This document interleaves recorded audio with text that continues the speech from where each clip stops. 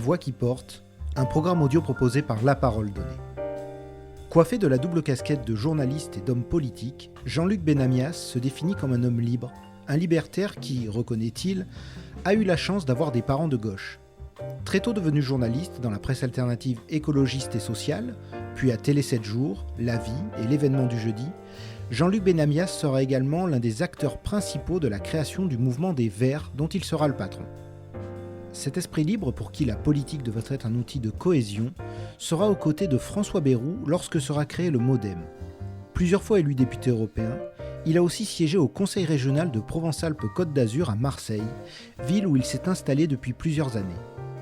C'est dans sa verdoyante maison, posée au cœur d'un quartier calme de la cité phocéenne, qu'il nous a reçus pour parler de son parcours, de ses engagements, de son expérience et de sa connaissance du milieu politique, où il a toujours ses entrées et une influence certaine. Jean-Luc Benamias, je suis issu de la banlieue parisienne. Montreuil, plus exactement, et après Seine-Saint-Denis, Val-de-Marne, Seine-Saint-Denis, avant de mon arrivée à Marseille il y a plus de 20 ans. Il n'y a pas grande différence, je le dis très vite. D'ailleurs, ça me définit un peu entre la Seine-Saint-Denis et Marseille. Quand on me dit « tu t'y fais ici à Marseille », je dis oui assez rapidement. La seule différence qu'il y a entre la Seine-Saint-Denis et Marseille, c'est qu'ici, il y a la mer. Parce que par ailleurs, les catégories sociales représentées, voilà. Ça me définit un peu. Moi, je ne me sens pas du tout... Quand on me dit « tu as été parisien », oui, j'étais parisien dans le sens large du terme. J'étais banlieusard. Je vivais... j'ai pour le moins beaucoup manifesté sur Paris. J'ai beaucoup travaillé sur Paris, mais je ne me suis jamais défini comme un parisien. C'est pas grave d'être parisien, mais j'ai jamais été parisien intramuros. Voilà. Comment je me définis ? Un homme libre. C'est-à-dire que clairement... bon, allez, on va y aller directement. Politiquement, je me définis comme un libertaire. Et mes références politiques, depuis très longtemps, ce sont des références politiques de l'anarchie du 19e. Notamment avec une personne que j'admire, même si le terme admirer est un peu impropre, qui s'appelle Élisée Reclus.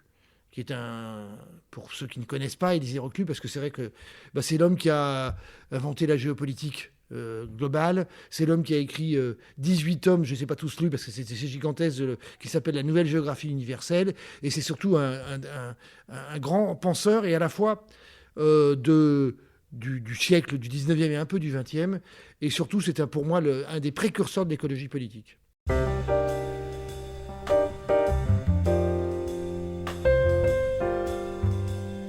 Je dois beaucoup à l'éducation populaire. J'étais membre de ce qui s'appelle encore aujourd'hui les éclaireurs et éclaireuses unionistes de France, c'est-à-dire c'est la fraction protestante du scoutisme, dans lequel j'ai baigné depuis l'âge de 6-7 ans. Et ce mouvement, pour moi, d'éducation populaire, il y a le balancier de 68 pour tous ces mouvements d'éducation populaire qui changent la donne sur les définitions du pouvoir, les définitions de comment on s'occupe des enfants. Je ne dis pas que les autres ne le faisaient pas avant. Hein. L'éducation populaire est née pour beaucoup, on va dire, dans les années 30-36, hein, clairement. Mais je baigne dedans. Et j'apprends énormément. J'ai un nombre de potes encore aujourd'hui qui sont issus de tout cela. C'est pas uniquement, évidemment. Tout ne se joue pas sur... le protestantisme, hein, même si c'est intéressant, le protestantisme, mais quand même. Voilà, donc je baigne dedans. Et en fait, tout ce qui m'arrive au fur et à mesure, je deviens militant très tôt. Dès l'âge de 16 ans, je me dis, ça y est, j'ai l'âge. Je tombe en plein dans les années post-68, c'est-à-dire je tombe dans les années début années 70. C'est-à-dire que j'ai la chance d'avoir eu des parents de gauche, je vis 68 avec eux. Non pas parce que je n'ai pas l'âge, moi j'ai 11, 12, 13 ans. Le souvenir que j'en ai, ça avait l'air extrêmement heureux, mais enfin, ça avait l'air en tout cas très gai. Mais on regarde, j'ai toujours le souvenir en tête, on regarde en famille le débat avec Cohn-Bendit, Jesmar et Sauvageau. C'est les trois leaders de 68. On regarde ça en famille. Bon, vous voyez, un peu, ça donne quand même mes parents n'étaient pas gauchistes, hein. Voilà, très tôt, donc il y a ce mouvement d'éducation populaire, ok. Je suis militant là-dedans, enfin militant, actif, militant. dès 16, 17, enfin déjà très, très petit, puis après quand on devient un des responsables, ok, et je deviens journaliste, j'adhère très vite, j'adhère au PSU, je suis plus à gauche, enfin ça veut rien dire, je suis plus à gauche que le PSU, c'est n'importe quoi. Mais le PSU me paraît le mouvement dans lequel je peux le plus être... j'ai du mal avec les trotskistes, les maoïstes, je sais pas que j'ai du mal, mais ça me paraît pas, dans ce que ma personnalité, c'est trop rigide. Même si il m'arrive de manifester très souvent avec eux. Mais donc j'adhère au PSU, mais j'ai 16-17 ans. Et pour parler du journalisme, ces fameux, c'est dingue cette histoire, éclaireurs unionistes de France ont un journal pour les ados. Je deviens un des responsables des ados. Ce journal est absolument inconnu. Mais il est dans le cadre où on envoie ça aux 500 ados membres de cette fédération de scoutisme. À un moment donné, on s'aperçoit, ça s'est appelé Anti-Rouille, ça a duré 5 ans, entre 74, 75 et fin des années 70. On s'aperçoit que le journal qu'on fait, au fur et à mesure, il est très amateur, on signe avec nos prénoms, tout ça. On s'aperçoit que d'un coup, qu'on devient professionnel.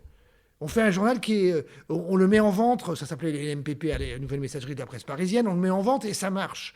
On fait un journal dans les années 70, donc là je deviens journaliste, j'ai 19 ans, hein. Je n'ai pas fini mes études, on y reviendra si on a le temps. Je suis dedans, je deviens un des responsables un des co-responsables de cette publication qui devient hégémonique dans la jeunesse de cette époque. On en vend 20, 30 000, 20 000, 30 000, 40 000.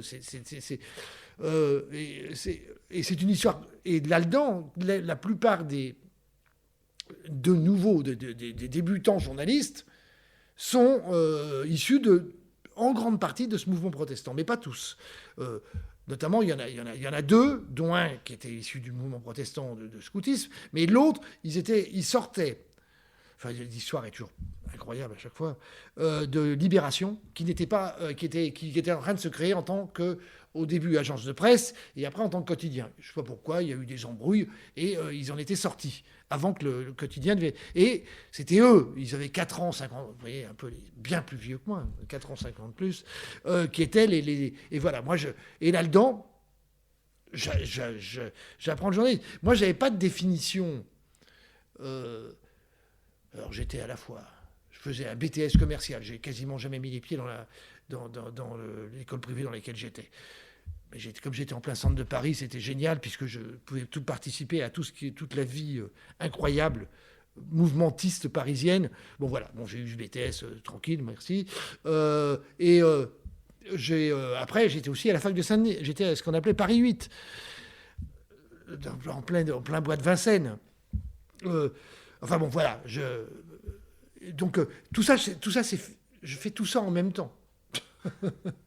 En fait, une de mes grand-mères m'appelait pas une seconde à perdre. Je finissais un truc, j'allais sur un autre. C'est con à dire, mais c'est pas les meilleurs, c'est pas les seuls moments géniaux de ma vie, mais c'est pour moi entre 19 et 22, 23 ans. Le monde est à moi.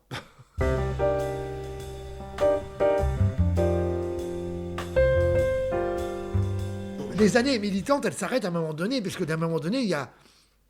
À partir de l'élection de Mitterrand en 81, qui est une grande joie, pas le fait que je n'avais pas une admiration, c'était pas la période où on pouvait avoir, moi en tant que gauchiste, autogestionnaire, j'avais pas une admiration de Mitterrand, mais la victoire, elle est énorme. Enfin, on respire, hein, parce que faut se rappeler la fin des années Giscard. Hein, c'était pas le Giscard de 74. Hein, la fin des années Giscard, c'est un homme fermé qui commence à s'apercevoir que il est largement, il n'est pas largement, parce qu'après il a plusieurs vies, ce garçon.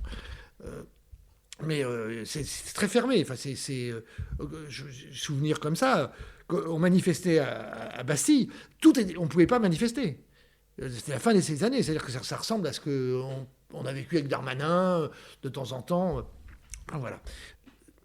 Anti-Rouille s'arrête parce que tout d'un coup, ce journal... Pourquoi il s'arrête? Pas parce qu'on ne vendait pas, mais parce que l'équipe structurée au départ, la quinzaine de permanents, ne font plus le même journal. Ça se voit quand on rouvre le journal. Chacun fait ses rubriques, on ne fait plus le même. Et on fait à un moment donné, on dit, mais on s'aime bien, on continue. Donc ça va, mais on n'a plus la même ligne éditoriale. Donc à un moment donné, il y a une majorité de l'équipe qui dit, est-ce qu'on arrête? On arrête. Et la vie est comme ça. Isabelle Cabu, l'ex-femme de Cabu, mais enfin, on ne peut pas la présenter comme ça, c'est une grande journaliste, était une des rédactrices en chef du journal de la Gueule ouverte, le journal de l'écologie politique. Et crise chez eux aussi, à la Gueule ouverte. Isabelle Cabu m'appelle et me dit t'as plus rien à faire là, je te propose d'être le rédacteur en chef de la Gueule ouverte. Je dis ok, moi je suis en plein dedans. Parce qu'avant d'adhérer, en même temps que j'étais adhérent au PSU, j'étais adhérent des Amis de la Terre. C'est-à-dire un des premiers mouvements écolos. J'ai toujours été ce qu'on appelle, pour moi, enfin ma définition, je suis un éco-socialiste. Ok, je dis très bien. Et donc je deviens le dernier rédacteur en chef de la Gueule ouverte, il n'y avait plus un rond. Donc on finit. Et après, oui, je continue à faire des journaux militants, mais en même temps, il faut que j'aille ma vie. Tout va bien, merci, je me suis toujours débrouillé. Mais par exemple, à la création de l'événement du jeudi, j'arrive à discuter avec Jean-François Kahn, ce qui n'était pas toujours aisé, grand bonhomme, hein. Il m'embauche et pour m'occuper, parce que je m'occupais aussi beaucoup de radio locale, radio pirate, puis après radio autorisée, mais toujours dans des éléments de grande liberté. Et je lui propose, et il accepte, de faire la rubrique radio de l'événement du jeudi au démarrage. Ouais, ça doit durer un an, parce qu'à un moment, c'est du Jean-François Kahn tout craché. Hein. À un moment donné, il en a marre. Il dit, ça sert à rien, ce truc. Bon, il me vire. Alors, je vais le voir. J'ai de l'admiration pour le bonhomme. Je suis plus jeune, tout ça. Mais il me vire. Bon, d'accord, ok. Je vais me débrouiller. Je vais aller voir. Bon, bah, de toute façon, je vais voir pour avoir tous les émoluments nécessaires pour être licencié de manière propre. Et je lui dis, Monsieur Kahn, pas bien ce que vous faites, mais on se retrouvera. Alors lui, on s'est retrouvés aux élections européennes du MoDem en 2009, où il est tête de liste dans la région Bourgogne, enfin la région Est, pardon, et je suis tête de liste de la région Sud. Et là, il n'y a plus une question de hiérarchie, c'est fini. On est totalement à égalité. Bon, homme intelligent, homme... voilà, bon, passons. En tous les cas, voilà. Et après, je fais un certain nombre de journaux. Après, pour finir la période journalistique, comme j'adhère au Vert très vite, évidemment, j'en deviens un des cadres. Des histoires dingues, d'ailleurs. J'adhère au Vert. En 84, les Verts venaient de se créer. C'est normal, j'étais en plein dans cette mouvance-là. Et je dis... là où j'adhère au Vert, la Fédération Île-de-France, je dis, j'adhère en Seine-Saint-Denis, il me dit, on se réunit quand? La dame relativement âgée qui faisait la permanence me dit, mais tu te réunis pas, tu es tout seul. 1 300 000 habitants, je suis tout seul. Je dis, ok, j'ai du travail. Ça met plusieurs années avant que on soit 5, 10, 15, 20, 200, 300, 400, 500. Mais voilà, donc ça, c'était en même temps tout ça. Hein. Et en même temps, bon... j'ai plusieurs vies, moi, c'est dingue. Je suis aussi formateur en journalisme. Je deviens formateur en journalisme. C'est-à-dire que je travaille pour le CLEMI, alors c'est le Centre de liaison de l'enseignement et des moyens d'information. C'est créé par des gens très proches d'une mouvance d'éducation populaire, toujours la même chose. C'est dans différentes sensibilités, mais c'est vraiment créé par rapport à apprendre aux gamins, quel qu'il soit, à chacun à son niveau, l'utilisation, l'existence, la création même de médias. Ça existe toujours. Hein. Et de ce fait, je deviens à la fois, je gagne ma vie en tant que journaliste et je gagne ma vie en tant que formateur, tout en étant toujours militant.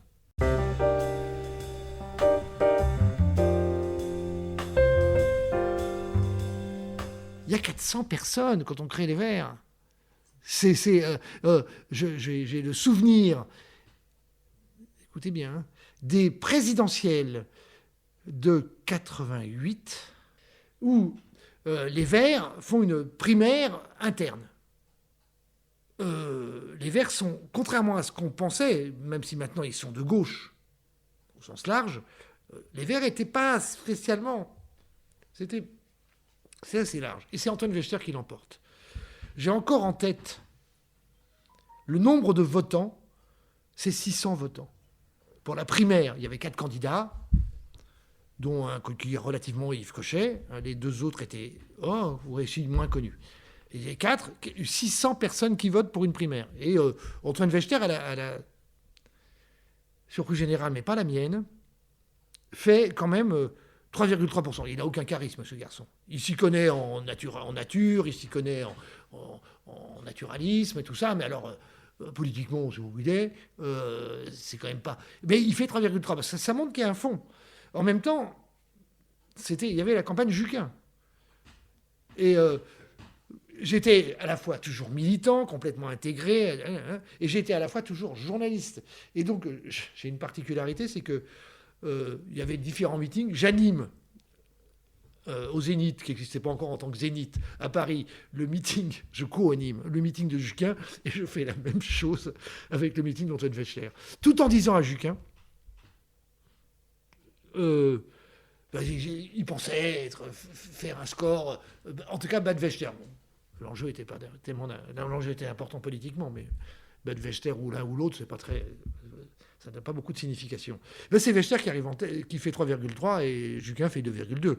Parce que c'est pas au nombre de gens qui sont dans les meetings et pas au nombre de gens qui sont dans les salles de réunion qu'on peut compter l'influence que la politique a par rapport, on va appeler ça, au grand public des votants.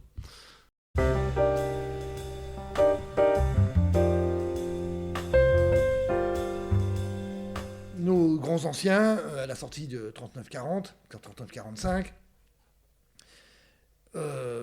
sortie du Conseil national de la résistance, ainsi de suite, créaient un certain nombre de pratiques démocratiques, notamment par rapport à la presse. Ce qui s'appelait, ils créent les nouvelles messageries de la presse parisienne. Alors, c'est pas que la presse parisienne, même si c'est très centralisé. Ça crée un élément de diffusion de la presse absolument équilibré. C'est-à-dire que tout le monde peut vendre dans tous les kiosques français, dans toutes les maisons de la presse, dans tous les points de vente. Eh bien, l'évolution de la presse, depuis tout ça, ça s'est cassé la figure. Alors, si je prends l'exemple de Marseille, aujourd'hui, mais acheter un journal à Marseille... c'est très bien, on a les kiosques maintenant, c'est des petites boutiques pour acheter à manger, pour acheter des babioles. J'ai rien contre trouver du travail pour les gens, mais voilà. Donc l'évolution pour moi, d'abord, je n'apprends rien à personne, mais 90% de la presse est tenue par 7 ou 8 milliardaires. L'ouverture en radio, il y a toujours une diversité. Alors après, il y a le taux d'écoute, mais il y a toujours une diversité. En télé, il n'y a aucune diversité. Quelle différence aujourd'hui? Je vais être très méchant. Aujourd'hui, il y a entre les 4 chaînes d'infos. Alors elles sont plus ou moins d'extrême droite, d'accord, ou plus ou moins réac. Ok, mais quelle différence il y a réellement? Je prends un exemple qui m'irrite énormément. L'ennemi, maintenant, c'est devenu la LFI. Bon, c'est vrai que parfois, Jean-Luc Mélenchon ne fait pas beaucoup d'efforts pour apparaître gentil. On peut comprendre pourquoi il est énervé, mais quand même. Mais non, il y a un côté frontal, là. Bon, tout ça pour dire que... Alors, évidemment, il y a une diversité. Encore en radio, c'est vrai, en partie, on en trouve. Il y a une diversité, évidemment, dans tout ce qui est la presse qui est sur les réseaux sociaux. Là, il y a une grande diversité. Maintenant, ce qui m'a toujours intéressé, c'est est-ce qu'on est à un moment donné en capacité de parler au grand nombre? Et là, c'est extrêmement difficile. J'ai fait beaucoup de journalistes et j'ai été à la fois énormément interviewé. Alors, encore plus quand j'étais en Île-de-France, parce que c'est... dès qu'on vit dans ce qu'on appelle la province, très vite, on ne monte plus à Paris, on est vite, pas mis de côté, ce serait idiot, mais en tous les cas, on est moins invité. Bon, là, globalement, comme je fais Sud Radio régulièrement, parce qu'on peut faire ça par Zoom. Voilà. Après, voilà, ce que je pense de l'évolution de la presse... bon, c'est pas tellement étonnant que les gens, que la presse écrite. Je parle pas des magazines, hein. Là c'est très diversifié. Je parle de la presse écrite quotidienne ou hebdo, soit de moins en moins lue. Hein. En tout cas, moi j'en lis des. Je pense que tu es à peu près au courant de beaucoup de choses. Je lis, j'en achète plus un.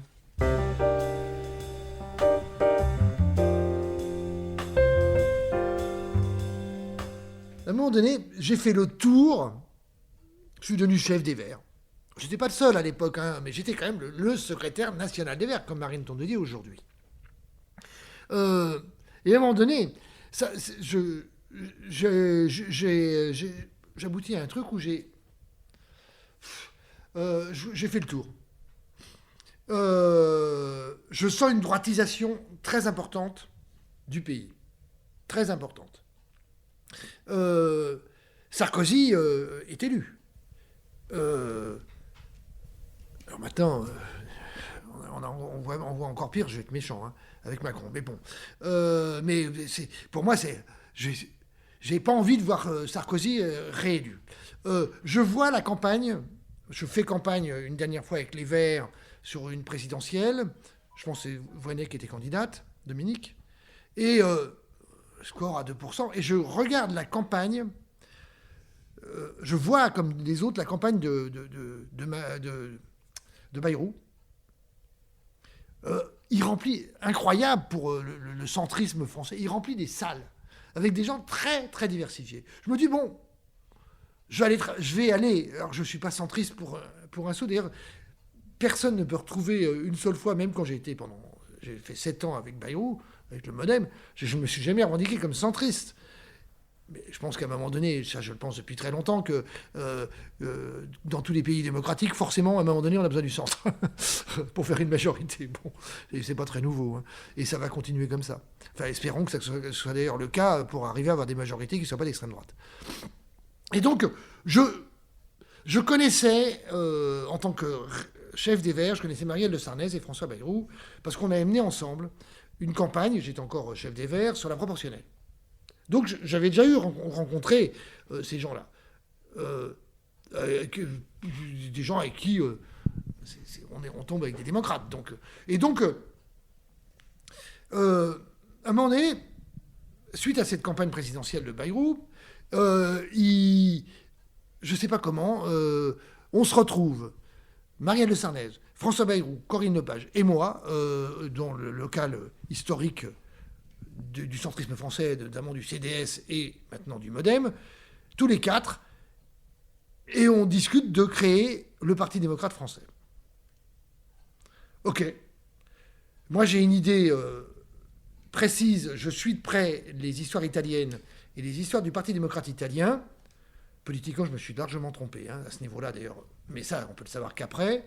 Sur l'évolution d'un pays très à gauche, en tout cas avec une gauche très, très importante, un PC italien très fort, qui aboutit à cette idée de Parti démocrate. Ok, ça me va.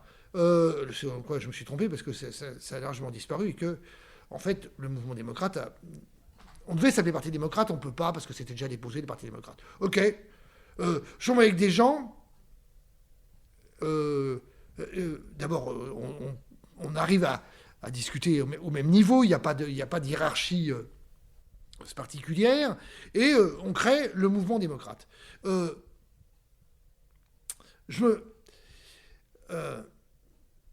Comment dire ça, je découvre ce monde que... Enfin, je découvre, par exemple, que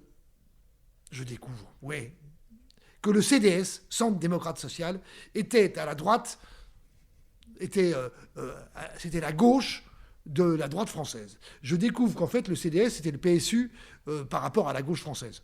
Donc, ça me fait marrer de découvrir ça. Voilà. Comme j'ai pas à me plaindre une seule seconde, la hiérarchie est respectée. Jamais une seule seconde, que ce soit Bayrou ou de Sarnez, ne me casse les pieds sur mon point de vue politique. C'est-à-dire que je reste exactement le même, c'est-à-dire éco-socialiste. Alors, bon, évidemment que je disais pas ça à chaque fois dans les réunions du MoDem, mais je fais de la télé, je fais de la radio, je deviens député européen. J'avais été déjà député européen avec les Verts, je redeviens député européen avec le MoDem. Je vote quasiment jamais avec le groupe libéral. Sauf sur les questions de liberté publique, où là, tout va bien. Mais sur les problèmes sociétaux et les problèmes sociétaux un peu extrêmement libéraux au sens libertaire, je vote jamais comme eux. Ils me cassent pas les pieds. Quand je les quitte, d'abord, on se quitte en bons termes. C'est quand l'accord qu'on avait passé, Corinne était déjà partie, pour des raisons qui la regardent. Mais quand l'accord qu'on avait passé, c'est-à-dire qu'on était en capacité, avec le MoDem, de travailler avec la gauche démocratique ou la droite démocratique. Et quand la nature reprend ses droits pour François Bayrou, c'est-à-dire qu'il devient, comme l'a dit Mitterrand, le centriste, c'est quoi ? C'est à droite et à droite. Alors, c'est pas méchant, parce que c'était plutôt rigolo, cette phrase. Quand je lui ai dit, d'ailleurs, quand je suis parti, je lui ai dit, écoute, François, notre parcours en commun, et à Marielle, qui n'était pas encore décédée, je lui dis, notre parcours s'arrête, et il s'arrête. Mais ça peut paraître incroyable, mais on n'est pas resté, amis au sens de se rencontrer régulièrement. Mais je pense qu'il y a toujours eu un respect réciproque sur les aventures de chacun et de chacune. Et donc voilà, mais le passage était vraiment un passage politique, parce que oui, j'ai fini, c'est quand même. Mon idée, c'était quand même que Sarkozy ne soit pas réélu.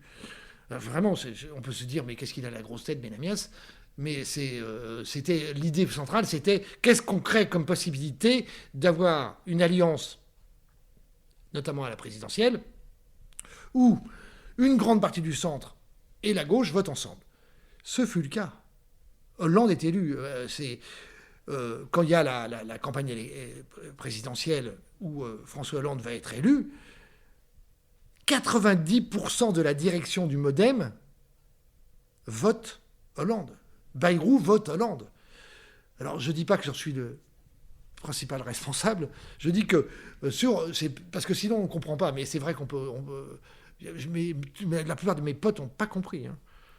Ma famille, ça a déjà été proche, très très proche. Ils ont dit OK, bon, papa fait...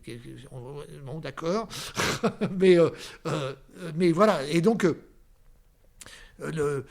voilà, je regrette pas, parce que ce qui m'empêche pas d'être aujourd'hui très très pote, toujours très proche des Verts, toujours très proche des mouvements qu'on appelait à l'époque autogestionnaires, voilà, et d'avoir ma vie politique en ce moment, je ne cherche plus à être élu, j'ai déjà été suffisamment élu dans ma vie, mais je cherche à jouer un rôle politique, alors surtout au niveau PACA, enfin Provence-Alpes-Côte d'Azur aujourd'hui, et au niveau Marseille, mais bon, un peu au niveau national, avec tous les mouvements qui sont plus ou moins proches des Verts ou plus ou moins proches de ce qu'on appelle la gauche socialiste.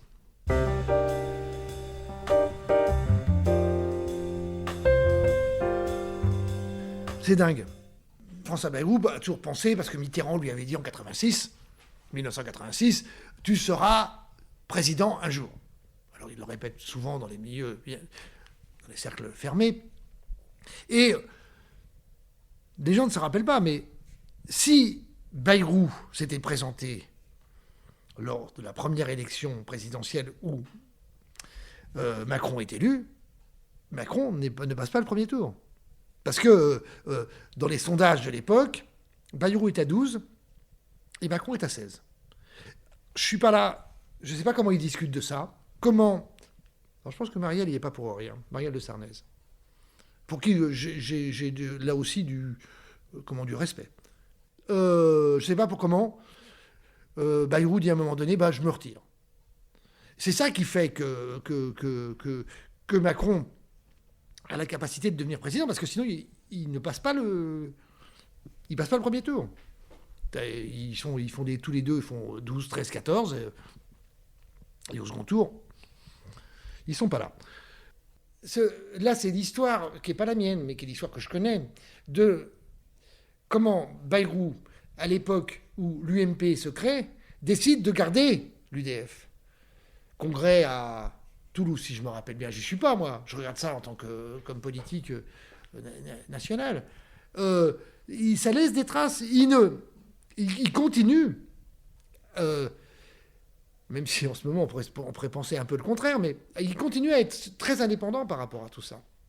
Et donc, connaissant Bayrou, je ne suis pas sûr que Bayrou et Macron s'adorent.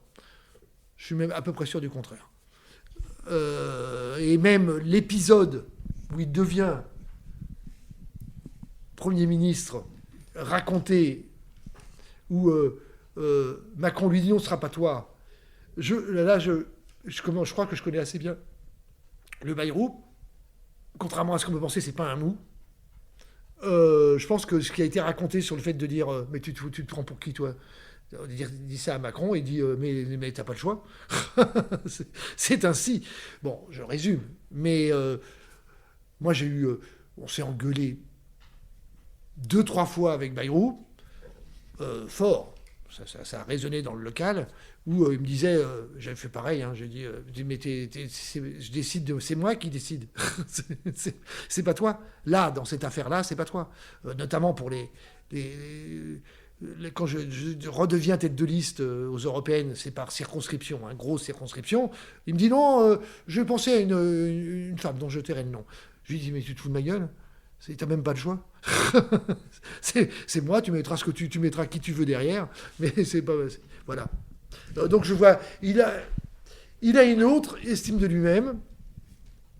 Après, on en voit aujourd'hui, malheureusement, les faiblesses. Quand on voit et je le dis, l'absence de son alter ego qui s'appelait Marielle de Sarnez, qui était en capacité, elle, aucun autre ne l'était, et aucun autre ne l'est aujourd'hui, de dire non, là tu te trompes. Là, arrête François, tu me fais chier, tu me casses les pieds, elle est directe, j'ai vécu ça, de lui dire non, attends, fais attention, pas ça, voilà, parce que là, parfois il a, enfin, notamment sur les histoires avec l'école privée, pas comme ça. Je conçois bien, il est catho. Juste un exemple d'ailleurs du catholicisme du MoDem par rapport à l'UDF. Journée d'été du MoDem, quand il y avait les journées d'été de l'UDF, le dimanche matin, il n'y avait pas journée d'été. Il y avait la messe. Quand le MoDem se crée, on avait quand même créé ça sur un truc laïque. Le dimanche matin, ceux qui veulent aller à la messe, ils vont à la messe. Mais il y a des réunions et on n'arrête pas les journées d'été. C'est une des évolutions. Alors, après, Bayrou, il fait ce qu'il veut, à la messe ou pas.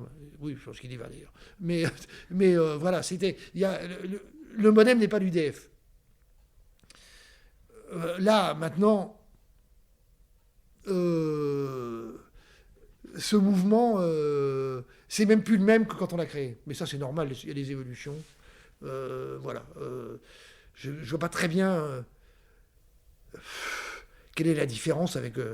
Enfin, si, la différence avec En Marche, c'est que le MoDem continue à exister, En Marche n'existe plus. Mais bon, c'est dramatique d'ailleurs pour eux.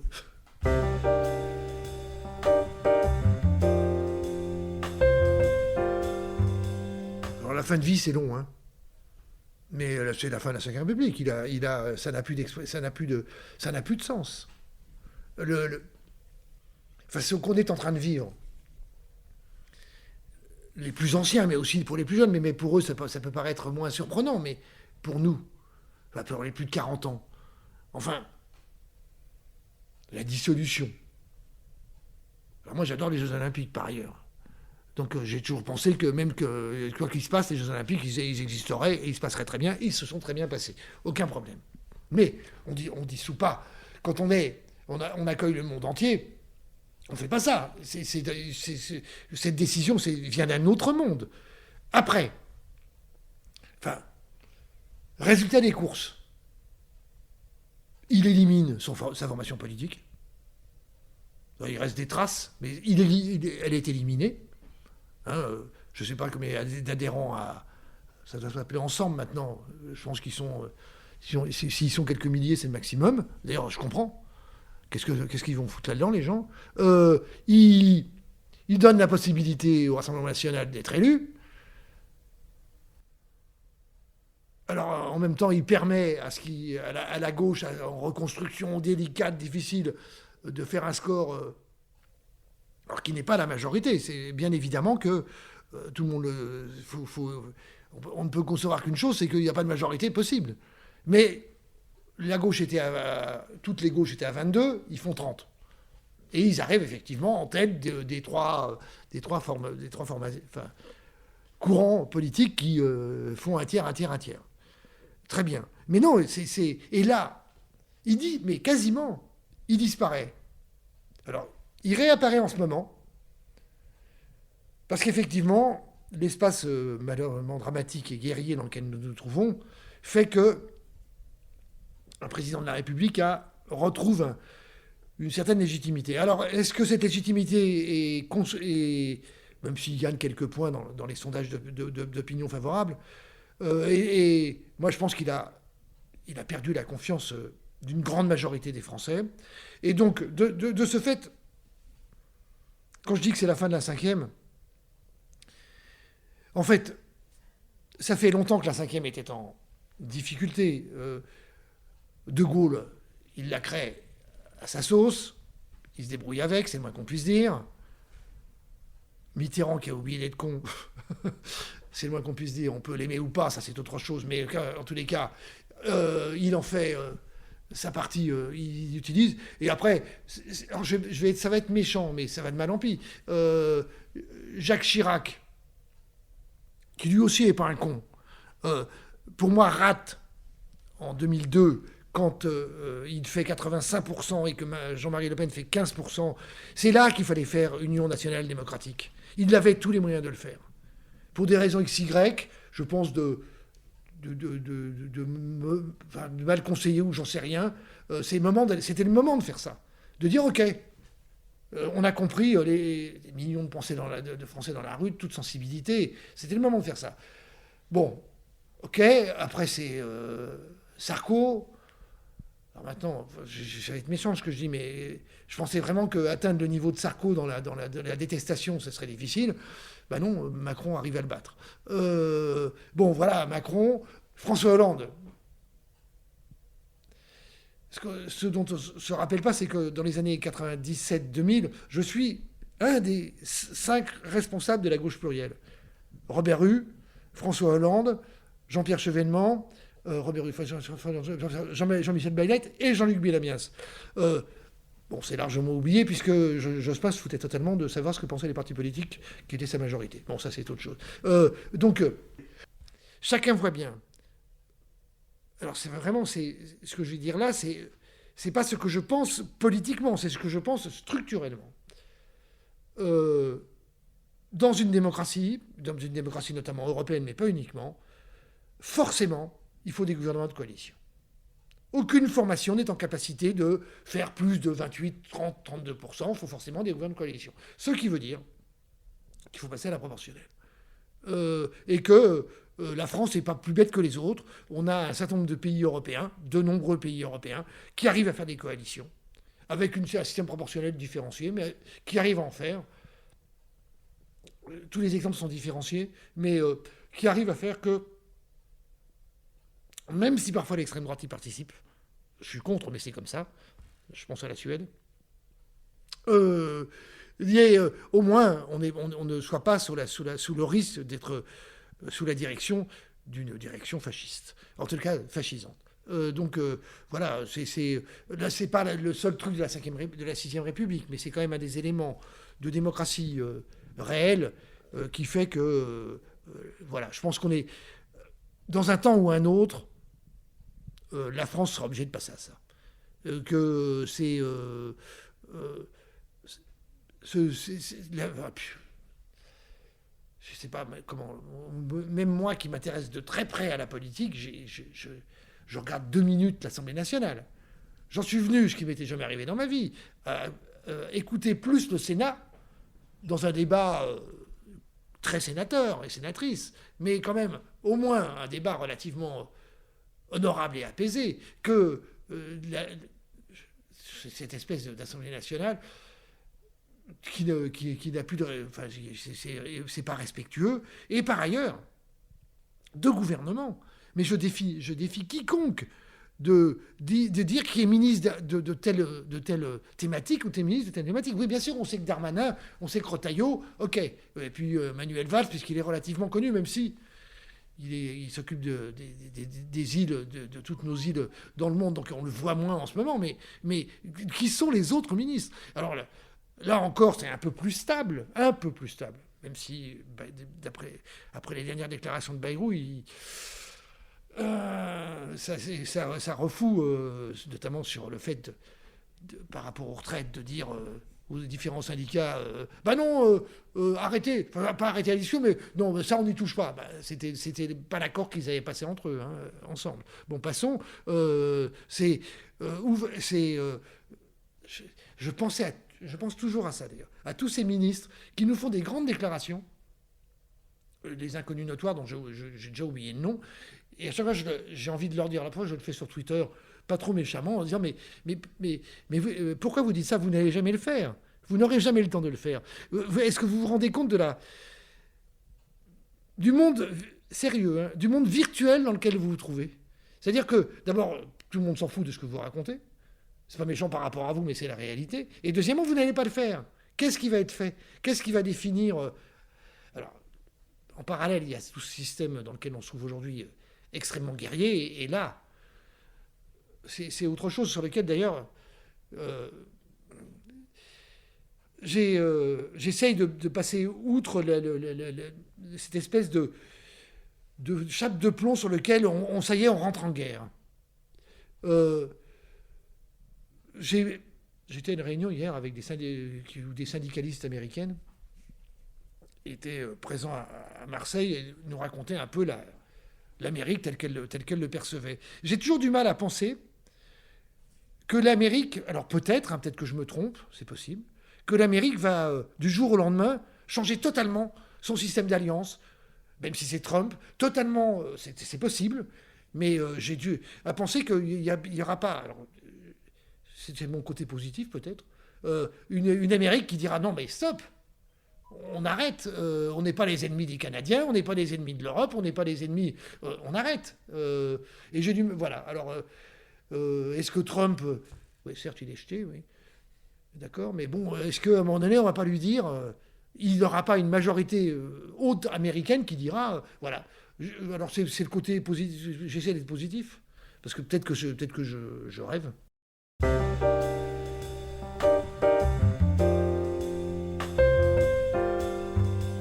Ce que je sais, c'est que j'ai réussi dans ma vie à avoir une bande de potes large, qui fait que toute ma vie n'a pas été uniquement, ça peut être surprenant, mais pour moi ça l'est pas, dans le cadre de la politique. J'ai toujours fait attention à prendre du temps en famille, au sens famille réelle et au sens élargi, famille avec les différents potes que j'ai un peu partout, de prendre du temps hors, de pas toujours être en politique. J'ai toujours pris du temps, même quand j'avais vraiment des responsabilités importantes, à dire non, là je prends un mois de vacances. Ça ne veut pas dire que je suis hors de tout, je suis joignable, mais même quand j'étais le chef des Verts, je prends un mois de vacances. Dans l'année, je prends au moins 2 semaines, une semaine vers Noël et une semaine vers mars-avril, où, non, quoi qu'il se passe, sauf soubresauts gigantesques, je prends du temps. Donc j'ai toujours été... ce qui me pousse, moi, c'est que la vie de la cité, pour être clair, m'intéresse. Alors, il y a un côté journaliste là-dedans aussi, toujours. J'ai rencontré plein de gens avec qui j'ai pu ne pas être d'accord, très loin, enfin vraiment loin de là, même. Mais respect, bon, c'est pas le cas par rapport à l'extrême droite, mais même si parfois, c'est rare, hein, mais il y en a qui sont même polis. C'est terrible. Donc dans ces cas-là, bon, on met les limites, mais bon, heureusement c'est rare. Mais pour le reste, voilà, ça continue à... Enfin, on sort pas de la politique comme ça. Ça continue à être un de mes engagements principaux. Mais c'est vrai que je pense qu'on est quelques-uns et quelques-unes comme ça. Pas tous. Loin de là, à partir d'un certain âge, à se dire, est-ce que je peux faire part, si ça intéresse des gens, de l'expérience que j'ai. Je suis très étonné, mais je comprends, malheureusement, mais je comprends que, par exemple, à François Hollande, qui était un des garçons que je connais suffisamment bien pour savoir que il a de l'humour, c'est le moins qu'on puisse dire. Suffisamment bien pour savoir même quand parfois il parle, il y a un sourire qui arrive parce qu'il est en train de penser à une vanne. Il la sort pas, mais dans sa tête, il y a une vanne qui arrive. Mais ça, bon, passons. Quel est le besoin d'un François Hollande ? Vraiment, c'est pas méchant. Hein. Quel est le besoin aujourd'hui de se dire, je vais encore exister centralement politiquement ? François Hollande, tu peux exister politiquement. Tu peux être utile, mais tu n'es pas obligé de te dire que tu vas exister centralement. C'est à un moment donné, c'est bizarre. Mais c'est bizarre parce que ces gens-là, je les ai connus aussi de très près. Quand je dis, moi, je prends un mois de vacances, je prends des semaines de vacances, ce sont des personnes qui ne prennent jamais un espace au-delà d'une demi-journée, un espace de je lâche, en partie je lâche. Voilà pourquoi moi ça surprend, hein, parce que justement, vu le parcours que j'ai, pour un certain nombre de gens sectaires, ils disent, mais on ne comprend rien à ce qu'il a fait, celui-là, c'est pas possible. Bon, exactement, je les emmerde. mais c'est... voilà, moi je continue à avoir un certain nombre de contacts politiques le plus large possible, et dans ce que je suis, c'est-à-dire, ce que j'ai dit dès le départ, un écolo-socialiste libertaire.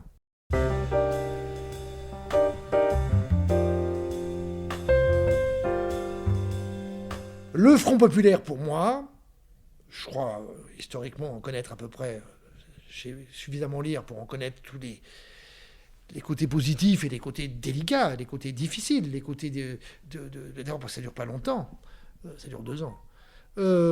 Oui, ça a redonné d'abord dans la jeunesse une espérance dans la jeunesse, une grande partie de la jeunesse quand même, et ça a redonné une espèce de côté collectif à la gauche française, aux gauches françaises, qui en avaient bien besoin.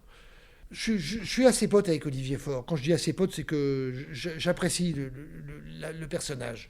Parce que c'était courageux de prendre un PS qui était morbide, qui était moribond, pardon, pas morbide, moribond. Et qu'il a réussi quand même à peu près le remettre d'aplomb. Mais alors là, quand j'entends un certain nombre, je ne citerai pas de nom, quoique j'en ai plein en tête, dire « oui, non, il faut faire des petites avancées ». Non, on n'est plus dans le cadre de petites avancées. On est dans le cadre de choix idéologiques profonds sur qu'est-ce qui définit la place de la France en Europe, qu'est-ce qui définit la place de la France dans le monde, qu'est-ce qui définit les capacités qu'on a. On n'est pas en train, ce qu'ils ont fait... toutes les histoires sur la motion de censure sont des histoires incompréhensibles. Soit on vote la motion de censure, mais dans ces cas-là, on y va. Elle ne serait peut-être pas passée pour autant. Mais là, on a obtenu... Mais ils n'ont rien obtenu du tout. Les traces laissées par la fin du gouvernement Hollande, de la présidence Hollande, j'ai dit l'amitié que j'avais pour ce garçon quand même, mais sont quand même des traces qui sont extrêmement fortes sur la nationalité, sur la loi travail, j'ai pu tout lui dire. Moi, j'étais une des personnes qui allait le soir à 18h à l'Élysée. Il me recevait très aimablement. Hein. Je ne savais jamais ce qu'il pensait à la fin, mais au moins, l'heure de discussion, c'était toujours 1 heure. Je n'étais pas le seul, on était quelques dizaines, peut-être pas quelques dizaines, mais quelques-uns et quelques-unes comme ça. Mais quelles sont les personnes qui pourraient être représentatives aujourd'hui à gauche, dans le monde progressiste, dans le champ progressiste? Je suis incapable de citer un seul nom, je peux en citer une dizaine, mais personne n'est aujourd'hui à la hauteur de la Ve République. Et c'est pour ça que je pense que si on était sur un système de la proportionnelle, les choses seraient plus simples par rapport à cela, parce que dans ces cas-là, il n'y a pas un grand boss ou une grande boss qui dirige le tout. Il y a une composition gouvernementale qui permet... c'est quand même le cas en Allemagne. Bon, c'est pas l'exemple parfait, mais quand même. Ou alors, je prends un autre exemple, ça peut faire rire. Je connais assez bien la Suisse. L'exemple suisse. Où, alors, toute proportion gardée, mais ça tourne quand même. En Suisse, ça tourne, puisque tous les 6 mois, ils changent pas de gouvernement. Ils changent de chef de gouvernement entre les formations représentées au Parlement. Voilà. Donc, j'ai pas de... Il n'y a pas de noms qui viennent, j'en ai évidemment, mais non. Que ce soit à gauche. Alors, de toute façon, tant que Mélenchon continuera à exister, il pense que c'est lui. Je peux comprendre, je connais Jean-Luc suffisamment longtemps. Mais non, il ne représente pas l'avenir, ça c'est sûr que non. Mais qui en ce moment qui au PS je vois pas. Dans la gauche hors Mélenchon, mais la gauche proche dans laquelle je suis, hors Mélenchon, oui, j'adore Clémentine Autain, j'ai rien contre Ruffin. Ce sont des gens tout à fait... d'abord qui sont plus jeunes que moi, et ça c'est bien. Mais en quoi il serait candidat? On pourrait penser que, comme candidat à la présidentielle, il serait capable de l'emporter. Oui, capable d'être ministre, ça c'est sûr et certain, mais capable de l'emporter, je vois pas. Donc je vois pas. Mais je crois pas que je suis le seul Français à pas voir. Parce que on est dans un changement on est dans un passage là. Malheureusement, on n'est pas dans un passage qu'en France, on est dans un passage mondial en ce moment. Mais de changement de... Alors, j'aime pas le terme, mais c'est effectivement un changement de paradigme, hein, c'est clair et net.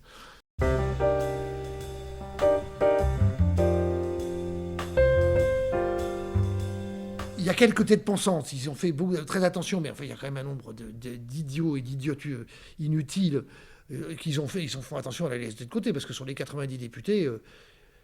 on en entend 4-5 qui arrivent à peu près à causer. Les autres, on leur dit « ferme-la, on ne comprend rien à ce que tu dis ». Donc je vois mal comment ça pourrait être même une espérance pour une majorité de Français de se dire « oh, ce sera mieux avec Marine Le Pen ». Je vois encore moins avec M. Bardella. Ouais, non... Le monde dans lequel nous vivons est un monde angoissant et évidemment ça crée des gens qui continuent à avoir une espérance sur une vie plus collective, meilleure, plus partageuse, et un certain nombre de gens qui pensent que c'est en fermant toutes les portes qu'on va réussir à faire société. Historiquement, on sait que ça n'existe pas, donc à un moment donné, ça se casse la gueule. Mais malheureusement, on peut y arriver. Il pourrait, pendant un certain temps, y arriver. Le combat qu'on a à faire par rapport à ça, tous les démocrates au sens large du terme, c'est d'éviter cela. Et pour éviter cela, il faut des alliances larges. Et pour des alliances larges, il faut que le rapport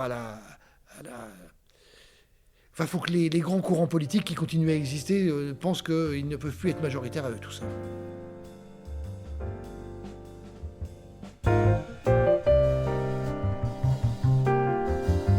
Merci d'avoir écouté cet épisode de La Parole Donnée. Vous pouvez nous suivre sur notre site et nos réseaux sociaux et nous soutenir via notre page Tipeee.